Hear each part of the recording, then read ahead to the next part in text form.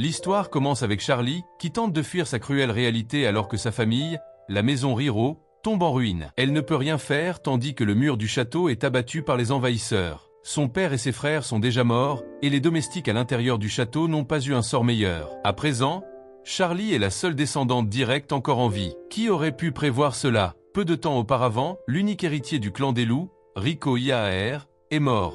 Rico Iahar était fragile depuis sa naissance et a fini par succomber. Mais il est vite devenu évident que ce n'était pas la maladie qui avait causé sa mort, mais bien un complot. Le coupable, le père de Charlie, chef de la famille des Aigles. Avant la mort de l'héritier du clan des loups, ce dernier avait envoyé une proposition de mariage à la famille des Aigles. Il souhaitait que la fille de la famille Rennero, qui possédait l'aptitude unique de guérison propre aux 3 clans, épouse le fils héritier du clan des loups, espérant qu'elle le soigne. La compensation proposée était juste, et il n'y avait donc aucune raison pour que la famille Rennero refuse. Mais le problème est survenu ensuite. Le père de Charlie avait promis d'envoyer une descendante directe de leur lignée. Il a tenu sa promesse, mais l'enfant qu'il a envoyé était l'unique enfant, muté, du clan. Alors que les autres enfants avaient des pouvoirs de guérison, la demi-sœur de Charlie, Shuel, pouvait voler la force vitale des autres. Le père de Charlie l'a envoyé en mariage à Rico Iahar pour drainer sa vie et éliminer l'héritier du clan des loups. Finalement, le clan des loups a perdu son héritier. Mais ce que le père de Charlie n'avait pas prévu, c'est que tout le clan des loups perdrait la raison. Les loups, fous de douleur, n'étaient animés que par un seul désir, venger la perte de leur héritier. Rapides et impitoyables, ils ont attaqué la famille Riro. C'est ainsi que Charlie tente maintenant de fuir pour survivre, espérant ne pas être capturée. Elle finit par se cacher sous son lit, sachant que sa chambre se trouve dans la partie la plus reculée du manoir. À cet instant, elle se sent presque reconnaissante d'être la honte de sa famille. Cet endroit est difficile à trouver, même pour les servantes les plus anciennes. En larmes, Charlie tremble de peur, priant pour rester en vie. Elle se rappelle que, à cause de ses cheveux, elle est traitée comme si elle n'existait pas, enfermée à double tour dans sa chambre. Elle rêve de fuir et de voler dans les cieux. Mais bientôt, elle sent une odeur de fumée. Elle a du mal à respirer et comprend que les ennemis ont mis le feu au manoir. Ne pouvant plus supporter la fumée, son corps humain cède et elle déploie ses ailes. Elle sait pourtant que, même avec son pouvoir de guérison typique du clan des oiseaux, cela ne suffira pas. Ils ne peuvent pas se guérir eux-mêmes. Elle ne peut pas sortir sans être capturée. Piégée dans les flammes, Charlie inhale une épaisse fumée et ferme les yeux. À ce moment-là, elle n'a que 12 ans, le même âge que Rico, l'héritier du clan des loups, mort une semaine auparavant. Quand Charlie rouvre les yeux, elle trouve une servante à ses côtés. Elle reconnaît Adèle. Charlie se demande si elle est dans l'au-delà, puisqu'Adèle est morte 2 ans plus tôt après avoir été accusée à tort d'avoir divulgué les secrets de la famille Rano et exécutée pour avoir été la servante personnelle de Charlie. Charlie est bouleversé de la voir là, vivante. Adèle lui dit qu'elle a un rendez-vous avec le maître aujourd'hui, mais s'inquiète en voyant Charlie pleurer à chaudes larmes. Charlie la serre aussitôt dans ses bras, lui avouant à quel point elle lui a manqué. Pensant toujours être morte, elle est heureuse de revoir Adèle. Elle se dit que, si tout cela était réel, elle se ferait probablement gronder par Madame Bellon pour son comportement sans retenue. Mais comme il n'y a personne ici pour la punir, pourquoi ne pas se laisser aller? Ses pensées sont rapidement interrompues par l'arrivée de Madame Bellon, furieuse à cause du bruit. Elle réprimande Charlie pour être en retard au déjeuner avec le maître. Charlie est confuse et reste silencieuse. Elle se rappelle qu'elle n'a pas été conviée à un déjeuner depuis l'âge de 10 ans. Elle demande à ce qu'on la laisse tranquille. En se regardant dans le miroir, elle est bouleversée. Elle demande à Adèle quel âge elle a. Adèle lui répond que son anniversaire était hier et qu'elle a donc exactement 7 ans. Charlie est sous le choc. Elle réalise qu'elle est revenue dans le passé, avant sa mort. La scène se déplace vers la famille Rennero à l'heure du dîner. L'atmosphère est étouffante pour Charlie, ce qui lui fait comprendre qu'elle est vraiment revenue en arrière. Elle se sent triste à l'idée de devoir revivre tout cela. Elle observe son père gronder Shuel pour son manque d'étiquette. Son attention se porte sur Shuel Riro, connue plus tard comme l'anomalie de la famille, celle qui obtiendra le pouvoir de drainer la force vitale et tuera l'héritier Iahar. Mais pour l'instant, elle n'est que la Benjamine de la famille Riro. Charlie réalise que son père n'a pas changé. Il accorde toujours autant d'importance à l'étiquette. En tant que descendante directe du noble clan des oiseaux, Charlie a reçu une éducation stricte de Madame Bellon dès son plus jeune âge. L'un des enseignements principaux, les bonnes manières à table. Cette rigueur militaire a marqué toute l'éducation de Charlie. Comme Shuel, elle a souvent eu des ennuis. Soudain, son père lui adresse la parole, commentant qu'elle mange avec une grande grâce aujourd'hui. La remarque surprise la fait s'étouffer.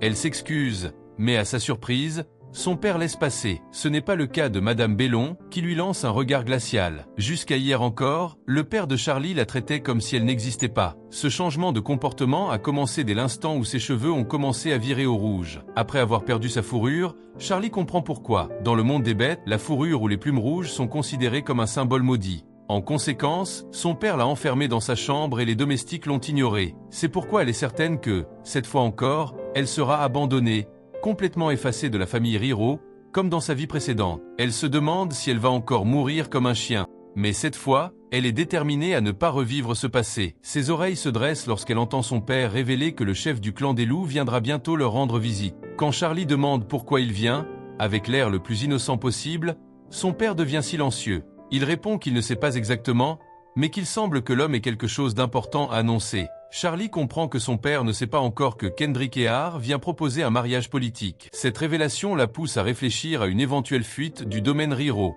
Elle sait qu'elle doit déjouer le plan. Elle commence donc à réorganiser ses pensées et à se remémorer les événements de sa vie précédente. Dans celle-ci, le chef de la famille Ehar avait effectivement visité le domaine et envoyé la proposition de mariage. Ensuite, il avait fallu un mois pour que Shuel parte vivre chez le duc. Charlie se dit que son père prévoyait de tuer Rico depuis longtemps. En tant que mutante, Shuel devait avoir développé son pouvoir de drainage de vie assez tôt. Charlie se demande si elle devrait demander à sa sœur de refuser ce mariage. Mais elle sait que, même sans Shuel, son père aurait envoyé quelqu'un d'autre. Il avait reçu quelque chose de précieux en échange de cette alliance politique. Ce quelque chose, c'était la rivière Hampton. C'est une petite rivière située entre les territoires du clan des oiseaux et celui des loups. Bien que petite, sa position stratégique offre nourriture et ressources. Les deux clans se disputaient cette rivière depuis longtemps. Charlie est donc sûr que le clan des oiseaux n'a pas refusé une telle offre et que le clan des loups a accepté le mariage pour sauver leur héritier. Charlie veut modifier une seule chose dans ce plan. Au lieu d'envoyer Shuel, elle ira à la résidence du duc, épousera Rico et le guérira. Si cela réussit, le clan des loups ne perdra pas son honneur et il n'y aura pas d'invasion du domaine Riro. Elle prévoit de demander une faveur au chef du clan des loups, qu'on la protège au moins jusqu'à sa majorité. Même si elle termine sa mue à 10 ans et que ses plumes maudites apparaissent, les loups ne pourront pas la rejeter tant qu'elle sera indispensable à la guérison de Rico. Une fois adulte, Charlie pourra divorcer et mener une vie tranquille dans un village paisible. Elle est certaine de pouvoir guérir Rico, car elle possède le pouvoir le plus fort de toute sa famille. Et surtout, elle ne veut plus être enfermée dans une pièce que personne ne visite. Il ne lui reste plus qu'à attendre demain, lorsque le chef du clan des loups viendra en personne au domaine. Mais ses plans sont contrecarrés par Adèle, qui refuse catégoriquement que Charlie quitte sa chambre. Adèle insiste, la tête de la famille Ehar est ici, et Charlie ne doit surtout pas le croiser. Malgré ses supplications, Adèle reste inflexible. Charlie sait à quel point Adèle peut être têtue, alors elle passe au plan B.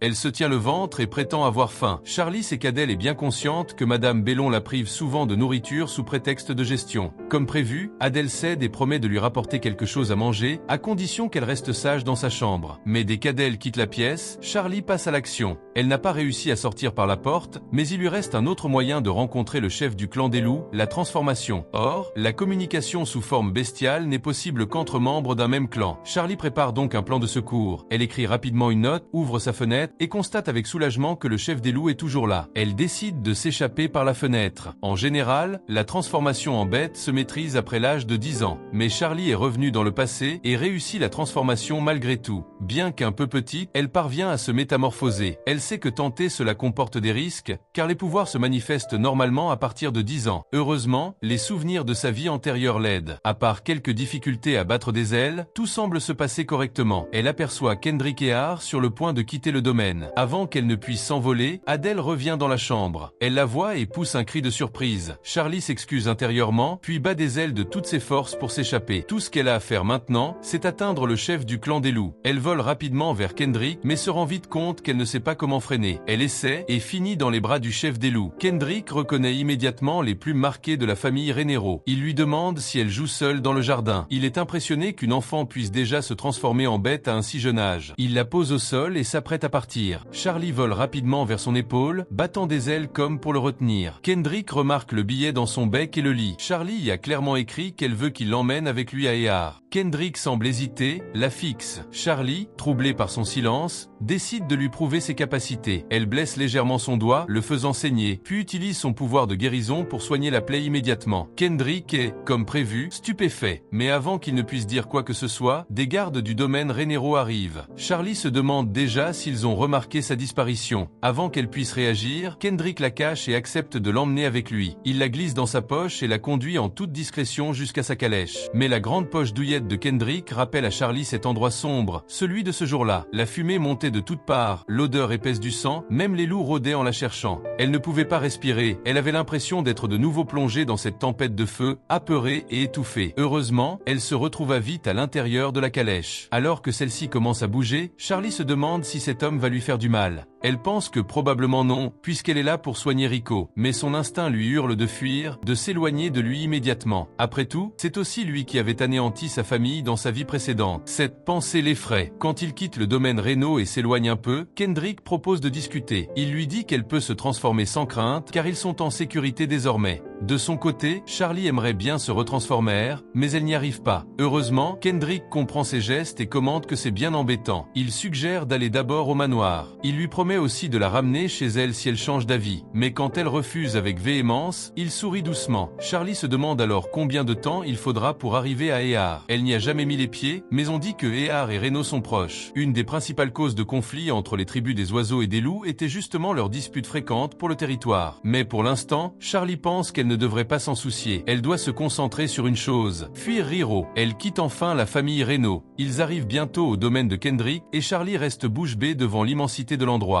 Mais son émerveillement ne dure pas, un loup s'approche d'elle en grognant. Charlie sent tout de suite que quelque chose ne va pas. Le loup halète fort, ses yeux sont féroces, comme s'il avait perdu la raison. En y repensant, Charlie se souvient avoir lu à propos d'une fleur dont le parfum peut rendre les animaux fous. Seuls leurs instincts les plus primitifs restent alors actifs. Elle se demande si ce loup aurait senti cette fleur. Si c'est le cas, c'est très mauvais signe. Elle commence à trembler de peur, ce que Kendrick remarque aussitôt. Avant qu'elle ne puisse s'enfuir, Kendrick interpelle le loup par son nom, Dagon, et lui reproche son impolitesse. Charlie est surprise d'apprendre que Kendrick connaît ce loup. Celui-ci finit par se calmer et se transforme en humain. Quand il demande à Kendrick où il a trouvé Charlie, celui-ci explique qu'il l'a ramassé à Reno. Charlie est étonné. Même le clan des loups ne s'attendait pas à ce que Kendrick ramène si rapidement un membre du clan des oiseaux. Kendrick confie alors Charlie à son majordome choqué, en lui disant de bien s'occuper d'elle car elle ne sait pas se protéger seule. Mais le majordome, un peu embarrassé, la remet entre les mains de quelques servantes, expliquant qu'il doit parler à son maître. Il court retrouver Kendrick et il s'installe dans le bureau. Le majordome demande si l'oisillon est bien la fille du chef du clan Reno. Kendrick le confirme. Le majordome s'inquiète alors. A-t-il utilisé la force pour l'amener ici? Il suggère de la ramener immédiatement. Mais Kendrick le coupe en lui montrant le mot écrit par Charlie. Le majordome comprend alors que c'est Charlie elle-même qui a demandé à venir à Ehar. Kendrick propose d'attendre que ses pouvoirs s'estompent avant de discuter avec elle. D'ici là, elle doit être bien traitée pour ne pas vouloir s'enfuir. Il ordonne au majordome de faire un rapport sur son état chaque heure. Le majordome quitte la pièce en silence, tandis que Kendrick réfléchit. Le petit oisillon de Reno avait des pouvoirs bien plus puissant qu'il ne l'imaginait. Même en un instant, il a ressenti que cet enfant pourrait guérir cet enfant aussi. Il prévoit donc de prendre son temps pour l'aider à retrouver forme humaine. Une fois redevenue humaine,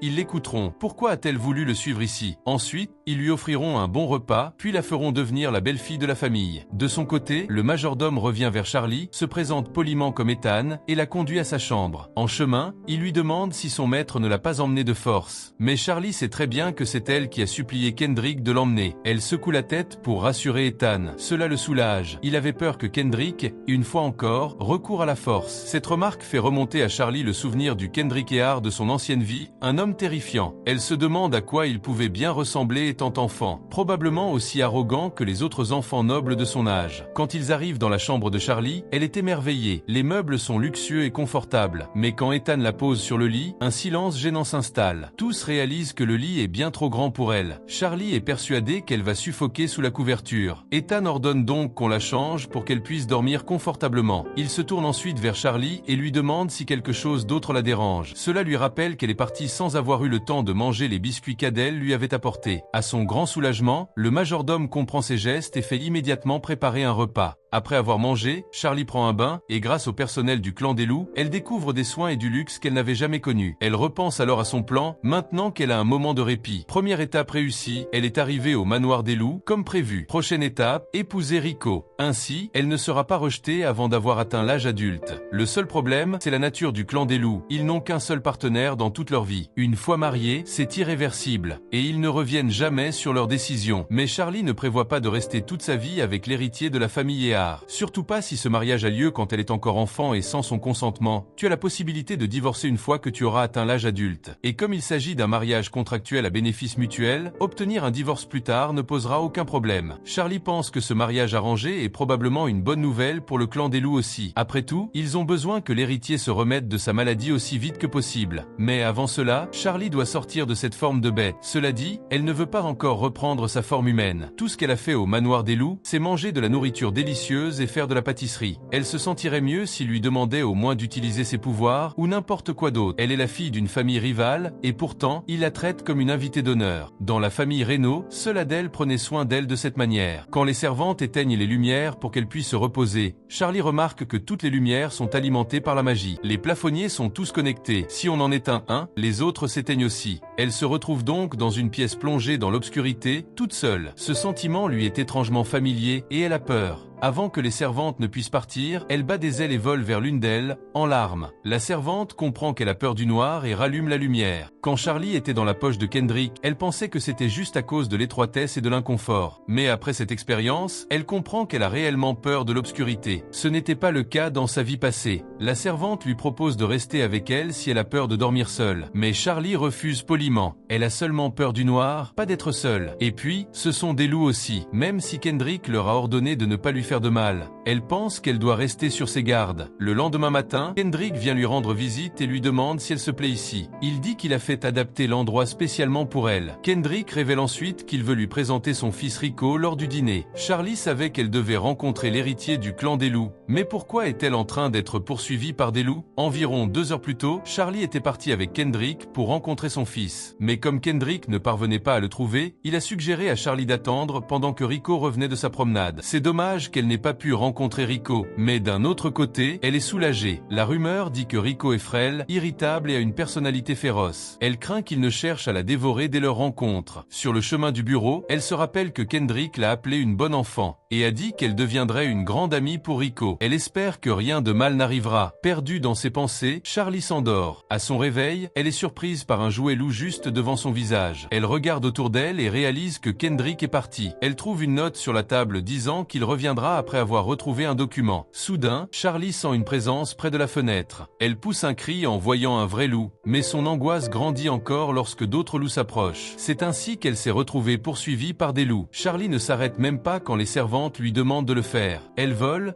désespérément pour s'enfuir. De son côté, Rico est dehors, prenant l'air. En entendant le vacarme, il décide de rentrer avant que le majordome ne le cherche. Mais à ce moment-là, un oiseau le percute violemment. Charlie reprend alors sa forme humaine. Rico est surpris de la voir, et Charlie lui demande s'il va bien. Quand leurs regards se croisent, elle comprend instinctivement. Les cheveux gris cendres symbolisent la famille des loups gris, et ses yeux bleus profonds rappellent l'océan. Ce garçon est l'héritier de la famille Ehar. Dans sa vie passée, ce garçon est mort à cause de son père. Rien qu'en le regardant, Charlie voit qu'il est le portrait craché de Kendrick Ehar. Charlie s'excuse d'avoir atterri sur lui, disant qu'elle ne pensait pas que sa transformation allait se dissiper à ce moment-là. Elle voit bien que Rico est déstabilisé. Elle le serait aussi si une fille étrange apparaissait soudainement. En voyant qu'il est blessé, elle utilise ses pouvoirs pour le guérir immédiatement. Rico est étonné de voir la plaie sur sa paume disparaître en un clin d'œil. Avant qu'elle ne puisse dire qui elle est, le majordome et les servantes arrivent. Ils sont surpris de voir cette fille et demandent si c'était elle. Le petit oiseau. Charlie hoche la tête, nerveusement. La scène se déplace dans le bureau, où Charlie se trouve avec Kendrick. Elle se présente sous le nom de Charlie Riro. Elle raconte que, le jour où Kendrick est venu dans son manoir, elle a entendu secrètement sa conversation avec son père. Il disait que sa famille cherchait une partenaire de mariage pour Rico. C'est pourquoi elle a demandé à venir ici, pensant pouvoir être utile. Tout cela est un mensonge inventé, mais elle ne veut pas révéler qu'elle connaît ces choses grâce à sa vie passée. Charlie affirme avec assurance qu'elle peut guérir Rico. En échange, elle demande à l'épouser. Kendrick reste silencieux un moment, puis lui demande « Que veux-tu en retour pour avoir guéri Rico ?» Charlie reste interdite. La condition de Rico, fils unique de Kendrick, empire de jour en jour. Le public pense qu'il est atteint d'une maladie inconnue, mais seul Kendrick et quelques proches savent la vérité. Il s'agit de la malédiction de Daemel. Le territoire maudit de Daemel a une ancienne malédiction, et quiconque y entre sans précaution peut y perdre la vie. C'est pourquoi le clan des loups contrôle strictement l'accès à Daemel. Mais Rico souffre de cette malédiction sans même s'être approché de la terre de Daemel. Des taches noires, semblables à des symboles anciens, apparaissent et disparaissent sur son corps. Les crises deviennent de plus en plus fréquentes, parfois accompagnées de fièvre ou de difficultés respiratoires. Il faut trouver un moyen de combattre cette malédiction, car c'est la première fois que quelqu'un est maudit sans avoir mis les pieds sur la terre de Daemel. Les médecins ont suggéré à Kendrick d'envoyer son fils ailleurs pour se faire soigner, car cela est actuellement incurable et nécessite des recherches. Kendrick l'aurait fait s'il avait pu, mais Rico est le seul héritier du clan des loups. De plus, Rico est le seul héritier direct ayant hérité fortement des capacités du clan des loups. Si un autre clan devenait hostile envers la famille entière, il chercherait sûrement à nuire à Rico pendant qu'il partirait en traitement. Finalement, Kendrick eut l'idée de négocier avec la famille rivale Reno. Si le pouvoir des IAR était la capacité la plus puissante parmi tous les clans, celui des Reno était exactement l'opposé, la guérison. On disait que les enfants Reno aux capacités exceptionnelles pouvaient guérir n'importe quelle maladie. En plus, cette capacité de guérison proviendrait d'un ancien clan aujourd'hui disparu. Kendrick pense que la malédiction de Daemel et le pouvoir de guérison du clan des oiseaux trouvent leurs racines dans des temps anciens. Le clan des oiseaux pourrait bien être le seul capable de guérir Rico. En dehors de cela, il pense que Charlie est une enfant incroyablement spéciale. Elle a pu utiliser son pouvoir avant même sa première mue. Il n'y a presque aucune fuite incontrôlée de sa capacité, ce qui laisse penser qu'elle possède l'un des pouvoirs les plus puissants même parmi les Reno. C'est pourquoi Kendrick se demande si Charlie peut vraiment guérir Rico sans arrière-pensée. Elle doit être une espionne envoyée par Riro, et le chef de Riro est tout à fait capable d'un tel stratagème. Charlie hésite, puis supplie Kendrick de ne pas l'abandonner, même si elle est hideuse. Cela le prend de court. Résolument, Charlie affirme que, en échange de la guérison de Rico, Kendrick doit la protéger comme un membre du clan des loups. Elle lui demande de jurer sur le nom de son clan qui la protégera. Kendrick est surpris par cette demande. Il lui demande si cela signifie que Riro l'a abandonné ou négligé. Charlie nie, mais explique que c'est quelque chose qui arrivera dans 5 ans. Pour que Kendrick la comprenne, elle devrait lui expliquer qu'elle est revenue dans le passé, chose qu'il n'accepterait sûrement pas facilement. Elle lui dit donc qu'elle ne peut pas lui donner la vraie raison, mais que cette promesse est tout ce qu'elle demande. Kendrick prend un moment pour réfléchir et soupire. Il s'avance vers Charlie et lui promet de la protéger jusqu'à ce qu'elle atteigne l'âge adulte. Les larmes montent aux yeux de Charlie et elle lui demande s'il jure bien sur le nom des IAR. Kendrick embrasse sa main et fait son serment. Puis, à la surprise de Charlie, il la soulève dans ses bras. Kendrick propose de commencer le traitement dès demain, sans se presser. Il s'excuse ensuite car les préparatifs du mariage vont bientôt commencer. Une fois Kendrick parti, Charlie rayonne de joie. Elle a réussi sa mission. Elle s'était un peu embrouillée en parlant, mais ce n'était pas si grave. En plus, le serment de Kendrick est un gage de promesse. Un baiser sur le dos de la main, dans le clan des loups, signifie une promesse inviolable, quoi qu'il arrive. Maintenant que Charlie a reçu ce gage, elle n'a plus à s'inquiéter d'être abandonnée, même après la saison de la mue. Ethan raccompagne Charlie dans sa chambre, où l'attend la servante qui s'était occupée dès le premier jour. Elle se présente comme sa nouvelle servante personnelle, Betty. Charlie est un peu surprise de voir que cette femme est une louve, mais sans presque aucune odeur. Betty sourit et lui demande si elle pense justement à cela, au fait qu'elle ne sent presque pas comme une louve. Charlie est étonné qu'elle l'ait deviné. Betty explique qu'elle est une hybride des clans loup et aigle, sa grand-mère était du clan des aigles et qu'elle est donc née avec une mutation, possédant moins de traits de loup que les autres. C'est pourquoi certaines caractéristiques, comme l'odeur, sont affaiblies chez elle. Ethan ajoute que Betty est la seule hybride du clan des aigles dans le domaine. C'est pour cette raison que le maître de maison l'a affectée à Charlie, pensant qu'elle se sentirait plus à l'aise. Betty propose de lui lire un conte de fées, mais Charlie lui demande plutôt de lui faire visiter le manoir. Si elle doit vivre ici et survivre, il est important pour elle de connaître les lieux et de savoir par où s'envoler rapidement en cas de besoin. Alors que Betty s'apprête à lui montrer la salle à manger, elles entendent un vacarme provenant d'une pièce voisine. Charlie demande ce qu'il se passe. Betty lui apprend que le jeune maître est gravement malade et que cette pièce lui appartient. Charlie trouve cela étrange, car Rico semblait parfaitement en forme lorsqu'elle l'a rencontré dans le jardin un peu plus tôt. Elle envisage d'aller le voir avant de partir. Avec de grands yeux suppliants, elle dit à Betty que Rico est son ami et qu'il souffre, donc elle veut le voir. Betty cède immédiatement. En vérité, Charlie avait un autre plan, apparaître comme par magie lorsqu'il est malade et le guérir, afin de prouver à tout le monde qu'elle est indispensable. Une pierre, deux coups. Pendant ce temps, Rico refuse de manger et ordonne au personnel de le laisser laisser seul. Mais son attention est attirée lorsque Charlie entre dans la pièce et lui fait signe de la main. Rico se cache immédiatement sous la couverture. Il semble encore mal à l'aise avec Charlie. En réalité, il est embarrassé qu'elle l'ait vu faire une crise. Charlie se présente et dit qu'elle est venue pour lui donner un traitement. Rico sursaute et demande si elle est une espionne. Betty le conseille poliment de ne pas être aussi en colère, car Charlie va devenir son ami. Rico se fâche et crie qu'il n'a jamais demandé à avoir une amie. Il ordonne à tout le monde de sortir et se cache de nouveau sous la couverture. Charlie l'observe silencieusement et trouve son comportement étrange. Rico ne dégage pas la résistance typique d'un loup. Le fait qu'il ne porte pas l'odeur caractéristique d'un loup peut signifier deux choses. Soit, comme Betty, il est un hybride issu d'une mutation, soit il est dans un état de santé extrêmement affaibli. Il est aussi possible qu'il dissimule intentionnellement son odeur, comme le fait Lord Kendry, mais il semble que ses capacités ne se soient pas encore manifestées. Elle tire rapidement la couverture de Rico et remarque que son visage est rouge et qu'il semble faible, tout comme elle, qui est plutôt frêle elle aussi. Rico paraît encore plus affaibli. Elle lui demande s'il ne veut pas prendre ses médicaments, ce qui le rend embarrassé. Charlie savait que c'était vrai, car rien qu'en regardant la couleur profondément dégoûtante du médicament, il était clair qu'il ne pourrait pas l'avaler. Elle attire son attention en lui disant qu'il peut éviter de le prendre s'il l'écoute. Elle lui rappelle comment elle a guéri sa main lorsqu'il s'était blessé dans le jardin plus tôt.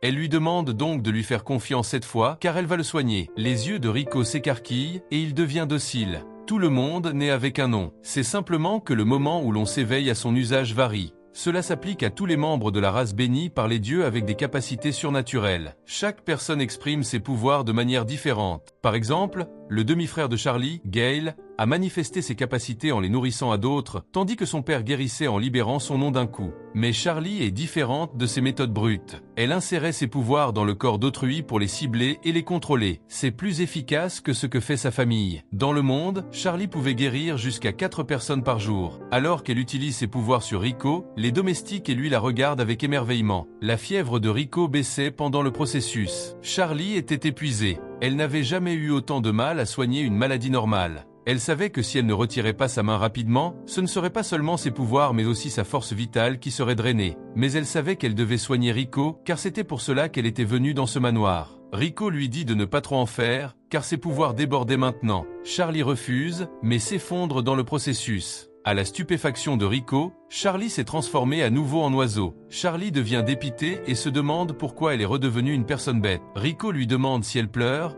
et pourquoi elle est si petite. Cela met Charlie en colère, mais Rico est trop fasciné par sa douceur pour s'en soucier. Peu après, le médecin personnel de la famille du loup entre dans la pièce pour vérifier l'état des 2 enfants. Charlie sent un parfum floral émanant du médecin et devine qu'il est du clan des cerfs. Le clan des cerfs n'avait pas été béni par les dieux, ce qui signifie qu'il ne pouvait pas manifester de nom. Mais même sans pouvoirs spéciaux, leurs compétences médicales surpassaient celles de Reno, malgré la maîtrise de ce dernier dans les traitements naturels. Le clan des cerfs excellait en herboristerie et dans diverses techniques en harmonie avec la nature. Ils connaissaient parfaitement les plantes et vendaient leurs remèdes à d'autres contre des sommes énormes. Plusieurs tribus souhaitaient les engager comme médecins personnels, mais Charlie savait qu'ils n'avaient jamais accepté de telles offres. Et maintenant, elle avait la chance d'en voir un de près. Elle n'en revenait pas d'avoir été confiée à une personne pareille. Elle se demande comment ils avaient bien pu réussir à embaucher quelqu'un comme lui. S'il y a une autre raison de rechercher le clan des cerfs au-delà de leurs remèdes et de leurs compétences médicales, c'est probablement à cause de leurs pouvoirs uniques. Leurs yeux peuvent détecter le flux de l'énergie magique. Ils s'en servent pour déterminer l'état des autres. Le médecin examine Rico et murmure que c'est étrange. À la grande joie de tous, il révèle que l'état de Rico s'est nettement amélioré et que ses symptômes se sont apaisés. Ethan dit que c'est probablement grâce au don surnaturel de la jeune fille. Une domestique ajoute avec enthousiasme que la pièce était remplie d'une brise verte lorsque la jeune dame a libéré son pouvoir, et qu'après cela, l'état du jeune maître s'est immédiatement amélioré. Charlie devient gêné sous les louanges. En entendant cela, le médecin demande comment ils ont pu faire venir quelqu'un comme elle depuis Riro. Il examine alors Charlie et en déduit que le pouvoir de la jeune fille est bien la raison de l'amélioration du jeune maître. Si autant de progrès ont été faits en une seule séance, on peut même espérer une guérison complète. Charlie est soulagée de l'apprendre, car elle ignorait que son pouvoir était aussi fort. Désormais, elle peut soigner Rico. Cependant, le médecin révèle que continuer ce genre de traitement serait très risqué. Tout le monde s'inquiète en l'entendant. Charlie se demande si ses pouvoirs ont pu empoisonner Rico ou si elle a échoué malgré tous ses efforts. Le médecin devient grave et soupire. Il explique que Charlie vient à peine de commencer à se transformer en bête et qu'elle est encore très jeune. Peu importe la puissance de son pouvoir, s'en servir trop souvent et sans précaution peut nuire à son corps. Ses plumes de vol ne sont pas encore complètement développées et son corps est encore trop petit. Il lui demande si voler n'est pas difficile pour elle. Charlie savait qu'il avait raison.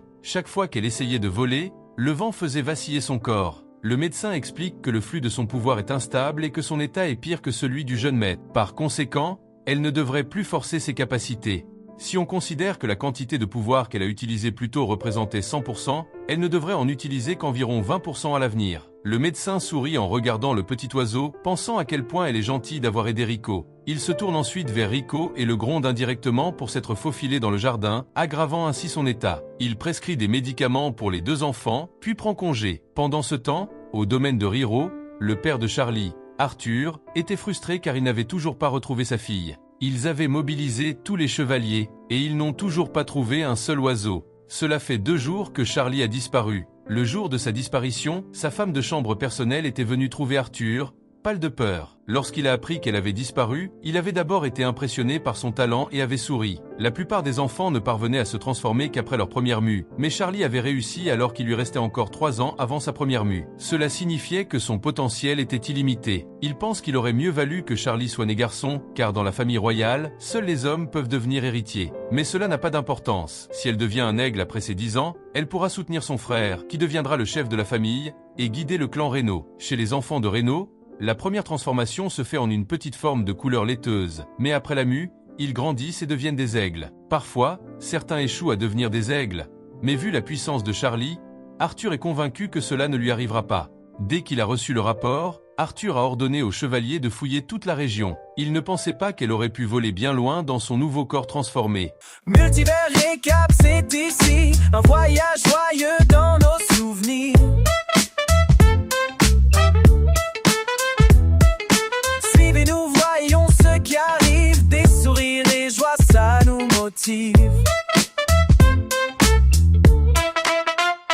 Abonnez-vous pour plus d'aventures, ensemble créons des moments qui durent.